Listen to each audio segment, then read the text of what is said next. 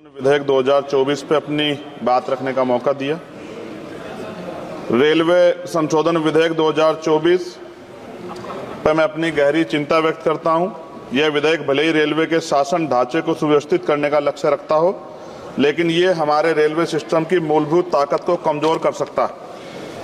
केंद्र सरकार की बढ़ती भूमिका भले ही अच्छे इरादों से प्रेरित हो, लेकिन इससे नौकरशाही में देरी हो सकती है और समय पर निर्णय लेने की क्षमता कम हो सकती है। हमें अपने रेलवे सिस्टम की चपलता और लचीलेपन को खोने का जोखिम उठा रहे हैं। रेलवे बोर्ड में सदस्यों की नियुक्ति में मंत्री जी से पूछना चाहता हूं कि क्या SC, ST, OBC और महिलाओं को इस बोर्ड में जगह मिलेगी।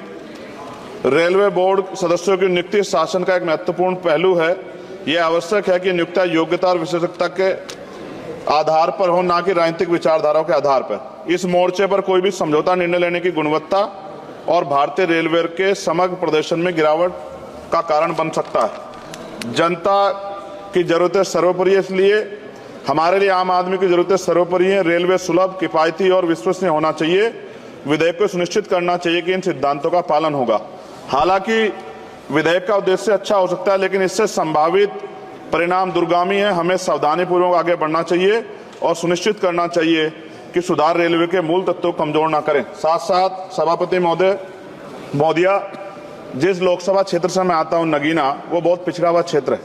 वहां के युवा, किसान, महिलाएं, मजदूर जीवन यापन करने के लिए कठिनाइयों का सामना करना पड़ता है उनको। इसलिए मैं माननीय मंत्री जी से मांग करूंगा कि नजीबाबाद से मुंबई और जम्मू के लिए ट्रेन चलाई जाए। साथ साथ नजीबाबाद स्टेशन गढ़वाल का प्रवेश द्वार है। मैं आपसे आग्रह करूंगा कि वहां जल भराव की समस्या होती है स्टेशन पे, उसकी देखरेख की जाए। बेगमपुरा एक्सप्रेस वाराणसी टू जम्मू तवी का स्टॉपेज वहां हो। दिल्ली जाने के लिए सुबह में कोई ट्रेन नहीं है, मुझे भी आना पड़ता है तो बहुत परेशानी का सामना करना पड़ता है अक्सर, जब मैं कोशिश करता हूं कि सेशन में चला जाऊं, क्योंकि ये रेलवे की सुविधा आपने उपलब्ध कराई है। जलालाबाद क्रॉसिंग पे ओवर ब्रिज बनना चाहिए। धामपुर में 2 जगह पे समस्या है सर, कई घंटे खड़ा होना पड़ता है, ओवर ब्रिज की आवश्यकता है वहां। नगीना में ओवर ब्रिज की जो कोतवाली वाला क्षेत्र है उसमें, सेहोरा में ओवर ब्रिज की दिक्कत है, किरतपुर में है। और बैकलॉग सर बहुत इंपॉर्टेंट विषय है। रेलवे का बैकलॉग जल्दी भरना चाहिए। जनरल कोच बढ़ाए जाने चाहिए, क्योंकि बहुत बड़ी आबादी रेलवे में सफर करती है। बहुत लोगों की जान दुर्घटना में जा रही है। हमने कई एक्सीडेंट जो है देखे हैं, और एक कर्मचारी की जान के जिस तरह दबके, ये भी एक बहुत बड़ी समस्या थी। जनता में गुस्सा पैदा हुआ, इसकी रोकथाम की जाए। गरीब यात्रा करने के लिए जाता है, अंतिम यात्रा ना हो जाए, इस बात का हमें ध्यान रखना पड़ेगा। साथ साथ इसका मुझे एक मुख्य कारण ये दिखाई देता है कि लोको पायलट को रात और दिन में ड्यूटी करनी पड़ती है। मैं खत्म कर रहा हूं। रात की ड्यूटी कठिन है, उसके बाद पर्याप्त आराम चाहिए। इस संबंध में HPC का सुझाव भी था कि लोको पायलट के लिए 2 रात्रि बाद ड्यूटी का आदेश हो, तो ये इस पे अमल नहीं किया गया, जिसके कारण उनकी आंख लग जाती है और कई बार दुर्घटना होती है। हजारों लोगों की जिंदगी से खिलवाड़ नहीं होना चाहिए।